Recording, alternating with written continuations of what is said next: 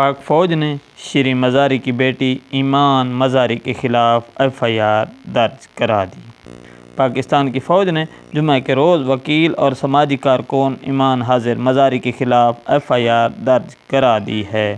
ایمان مزاری پاکستان تحریک انصاف کی سینئر رہنما اور رکن قومی اسمبلی شیریں مزاری کی بیٹی ہیں۔ اسلام آباد کے تھانہ رمنا میں فوج کے ایڈوکیٹ جنرل GHQ میں فوج کے قانونی شعبے کی طرف سے FIR درج کروائی گئی ہے۔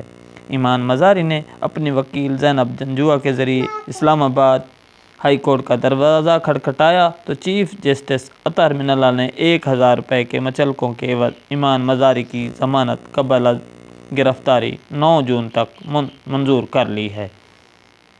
فوج کی طرف سے درج اس FIR میں لیفٹیننٹ کرنل سید ہمایوں افتخار نے پولیس کو بتایا کہ 21 مئی کو غروب آفتاب سے قبل 5 سے 6 بجے کے درمیان شیریں مزاری کی بیٹی ایمان مزاری نے فوج آرمی چیف کے خلاف تضحیک آمیز بیان دیا تھا۔ خیال رہے کہ شیریں مزاری کو 21 مئی کو ان کے گھر کے سامنے سے ان کی گاڑی سے اسلام آباد پولیس کے اہلکاروں نے گرفتار کیا تھا۔ ایمان مزاری نے اسے اغوا قرار دیتے ہوئے اس کا الزام فوج کے سربراہ پر عائد کیا تھا۔ ایمان مزاری کی درخواست پر اسلام آباد ہائی کورٹ نے شیریں مزاری کو فوری رہا کرنے کا حکم دیا تھا۔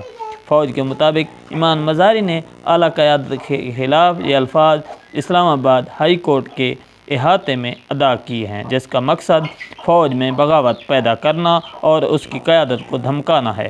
فوج کے مطابق ایمان مزاری کے بیان کا مقصد فوج میں نفرت، بے یقینی اور افراتفری پیدا کرنا ہے، جو کہ بہت سنگین اور قابل سزا جرم ہے۔